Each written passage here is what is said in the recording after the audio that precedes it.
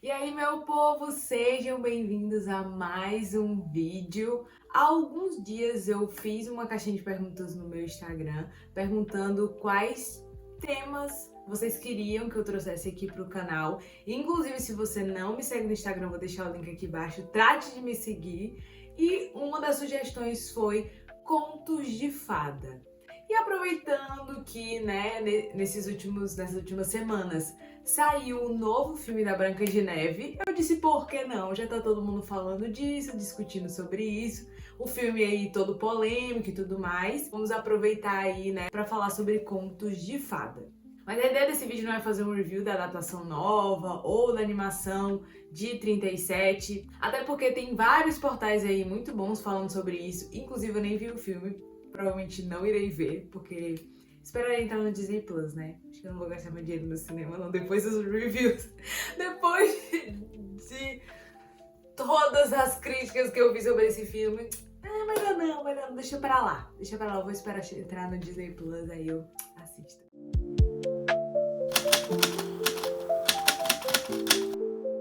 Então, já que levantaram esse assunto, surge a pergunta: será que os contos de fada ainda importam nos dias de hoje? Então eu quero levar vocês comigo em uma jornada para a gente entender desde a origem dessas histórias e, com a ajuda de um grande amigo, C.S. Lewis, desvendar o porquê que elas são mais do que simples narrativas infantis.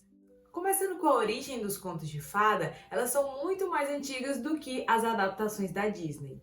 Provavelmente elas vêm de tradições celtas ali do norte da Europa, onde já se contavam lendas de seres mágicos e fadas permeando as florestas. Ponto importante é que essas lendas, essas histórias, não começaram destinadas ao público infantil. Na verdade, eram contadas para adultos e entre adultos porque tinham um tom muito mais sombrio e pesado, muitas vezes até violento. Elas foram muito populares nas cortes medievais, principalmente ali na corte francesa, então teve uma época que era uma grande moda os contos de fada, né?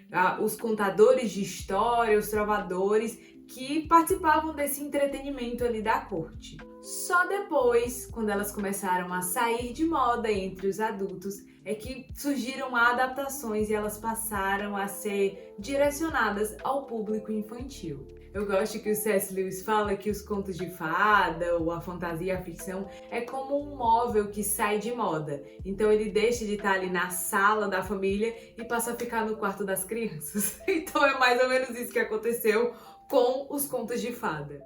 Então essa grande virada começou com Charles Perrault, não sei se estou falando certo, mas me soou francês, né? Porque ele era francês, falado desse jeito. Lembra que eu falei das cortes francesas? Então faz muito sentido, já que foi, né, famoso e na moda da corte francesa os contos de fada, foi também um francês que é chamado de pai da literatura infantil, que adaptou muitos desses contos de fada, como Bela Adormecida, Chapeuzinho Vermelho, Cinderela, O Gato de Botas, para versões mais adequadas ao público infantil. Ainda assim, mantendo as lições morais que essas histórias já carregavam. Depois vieram os tão famosos irmãos Grimm, agora já na Alemanha. Eles eram linguistas e conhecedores do folclore.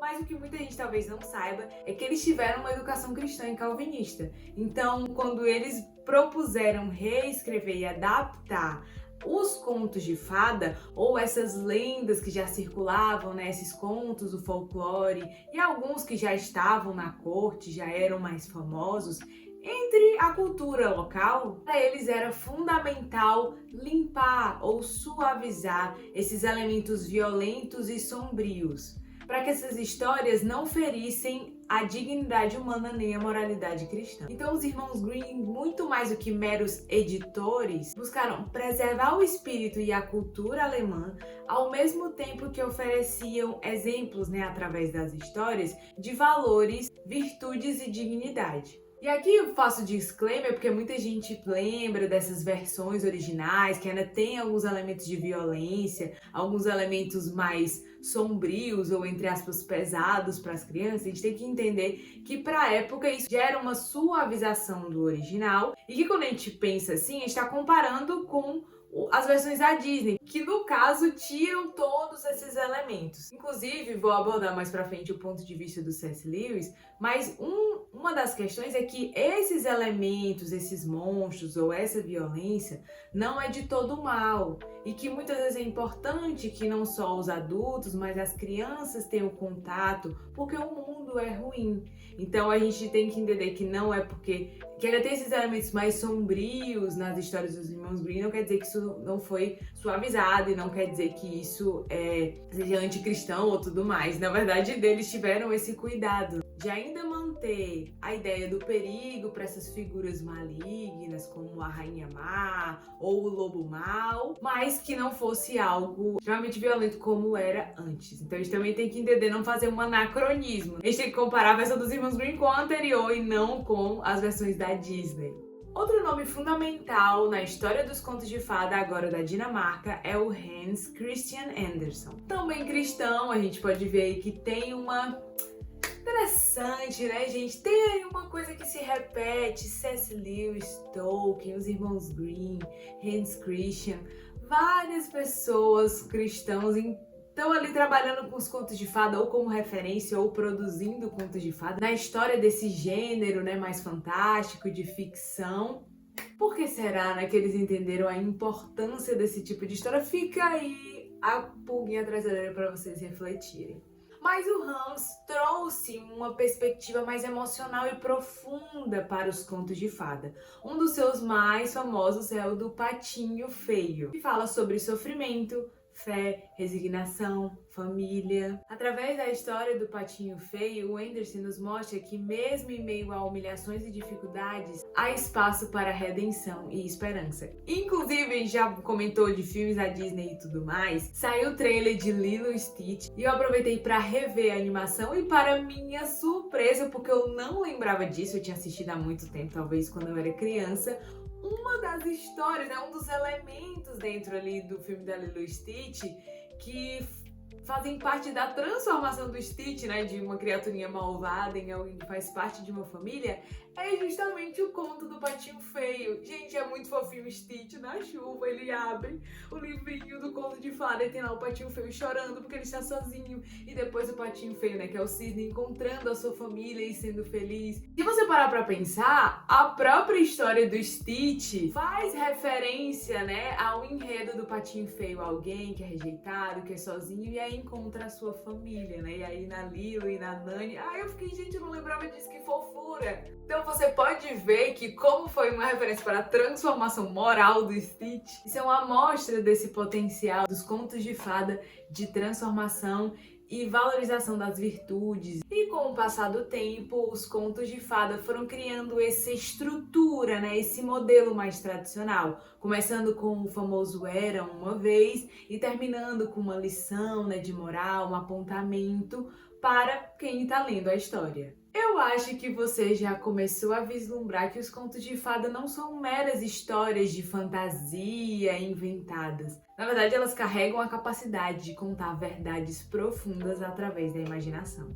E aqui entra uma reflexão importante do porquê eu acredito que os contos de fada ainda são relevantes hoje. Se a gente pensar na linha de pensamento mais moderno, ou pensadores como o próprio Karl Marx, descredibilizavam e desvalorizavam tanto a religião como a imaginação, porque chamavam elas de ilusões que afastam da realidade. E a gente pode ver que os contos de fada carregam essas duas coisas. Mas a verdade é que viver só de razão, como muitos desses pensadores defendem, também nos deixam cegos para muitas verdades. E tem coisas que nenhuma argumentação, por mais incrível que seja ou convincente, consegue nos impactar e realmente causar o desejo de nos transformar do que muitas vezes uma história bem contada. Então esquece essa ideia que a imaginação, a ficção é uma fuga. Inclusive o C.S. Lewis tem uma frase que diz que a fantasia não nos afasta da realidade, ela a ilumina. Os contos de fada podem afiar tanto o nosso caráter quanto nossa moral. E isso serve tanto para as crianças que estão nessa fase de aprendizado, quanto para os adultos que muitas vezes precisam relembrar de lições valiosas. Então eu não consigo imaginar em uma cena mais bonita do que um pai lendo um conto de fada para o seu filho, justamente porque as duas gerações, muitas vezes sem querer, estão sendo afiadas através dessas histórias. Então para de pensar que é só coisa para criança. Por exemplo, personagens como o Pinóquio, outro conto de fada, nos ensinam sobre coragem, bondade, honestidade, que mais do que nunca precisam ser relembrados. Inclusive no livro A Abolição do Homem, o Lewis fala dessa hipocrisia de uma sociedade que pede que as pessoas sejam virtuosas, mas não planta isso que prega. Ou seja, criamos homens sem peito e esperamos deles coragem e virtude. Por isso é tão essencial que nós resgatemos essas obras que inspirem isso, especialmente nas crianças. Dentro dessa perspectiva, você consegue ver que os contos de fada nos preparam para o mundo real. Então, com o Pinóquio, a criança aprende que muitas vezes ela pode ser influenciada por más companhias, que mentir não é o melhor caminho. Com o Chapeuzinho Vermelho, uma criança consegue perceber que existem pessoas ruins no mundo que muitas vezes vão tentar enganá-las e elas precisam estar atentas a isso. Considera ela que muitas vezes o sofrimento faz parte da jornada, mas que mesmo em um ambiente ruim nós podemos manter o nosso coração puro e não cair na amargura. Com Branca de Neve, que por mais puros e bons que nós sejamos, a salvação não vem de nós mesmos. Muitas vezes precisamos de um herói que nos resgate. Nessas narrativas que mostram heróis enfrentando vilões, por trás refletem a nossa própria necessidade de redenção. Porque nenhum herói é perfeito. Então todas as histórias acabam apontando para a necessidade de um herói verdadeiro, de um herói perfeito. E apontando para a necessidade de uma salvação e mostrando que existem heróis, mas nenhum é perfeito, as ficções apontam para uma verdade muito maior, que o verdadeiro herói na nossa história é Jesus. A própria Bíblia testifica o poder das histórias de ficção, como por exemplo as parábolas de Jesus, ou na passagem que um profeta Natan confronta o rei Davi, contando-lhe uma história sobre um homem que tomou a ovelha de outro. Chegando no nosso grande amigo C.S. Lewis, vocês veem que eu sempre volto nele porque esse homem escreveu sobre tudo e é incrível usar ele de referência. Eu tenho a sensação que o C.S. Lewis consegue condensar, materializar em uma frase, em um parágrafo, ideias que eu tinha na minha cabeça e não sabia como traduzir. E ele era um grande defensor da ficção e da fantasia como instrumentos na formação de caráter. É muito bonito que ele acreditava que os contos de fada tinham o poder de despertar um maravilhamento, um deslumbramento, tanto nos adultos quanto nas crianças. Lewis fala que as crianças já sabem que dragões existem. Os contos de fadas só mostram a elas que os dragões podem ser derrotados. Então, não pense que a fantasia ou os contos de fadas são uma fuga da realidade. Muito pelo contrário. Quando eu leio sobre uma floresta encantada, parece que todas as outras florestas reais se tornam mais encantadas junto. Em resumo, os contos de fada acabam se tornando uma ferramenta poderosa para comunicar verdades eternas, inclusive de moralidade e do Evangelho. E poxa, se tantos cristãos antes de mim, como o Hans Christian, como os irmãos Grimm, como o Lewis, como o Tolkien, como o Chesterton, como o MacDonald e tantos outros perceberam e valorizaram essa importância, existe a possibilidade deles não estarem errados. Então, respondendo à pergunta do começo do vídeo, sim, os contos de fada ainda importam. E talvez o momento que estamos vivendo importam mais do que nunca. Então não encare essas histórias apenas como um passatempo. Perceba a luta do bem contra o mal, revelam que o mundo não é perfeito e que o mal existe. E principalmente que todos nós precisamos ser resgatados por um herói maior. E esse herói é Jesus Cristo. Então não prive nem você nem seus filhos dessas histórias. Se você é escritor, Meu Deus, que banquete de referências você tem. Os contos de fadas são incríveis para isso. Nomes como eu já citei, C.S. Lewis, Tolkien, Chesterton, MacDonald, todos eles se inspiraram bastante em contos de fada para escreverem suas próprias fantasias. Eles mostram de forma prática como contar uma boa mensagem, estruturas narrativas, simbolismo, desenvolvimento de personagens. Então, leiam um conto de fada porque é excelente referência, tanto para quem escreve fantasia, como também para quem escreve outros tipos de ficção. E eu não poderia finalizar esse vídeo sem indicar algumas leituras. Primeiro, esse livro Conto dos Irmãos Grimm. Gente, essa versão é belíssima. Tem várias ilustrações, vários contos de fada que a gente não tem muito contato, então é ótimo para você. Tem tanto os clássicos, os mais conhecidos, como outros que são incríveis e que me surpreenderam bastante. Eu fiquei, nossa, realmente me acrescentaram muito. Então essa versão da Roku é belíssima, eu indico. Vou deixar aqui o link desses livros na descrição, tá? Para vocês garantirem. Também, não só as Crônicas de Nárnia do C.S. Lewis, mas essa versão ao final, tem um artigo do C.S. Lewis falando 3 maneiras de escrever para crianças. Foi daqui que eu tirei um pouco desses pensamentos dele. Então, fica a indicação de Crônicas de Nárnia, mas o foco é indicar esse artigo. Você pode ler separado, ou comprar junto, ou ler comprando esse livro, que é esse 3 maneiras de escrever para crianças.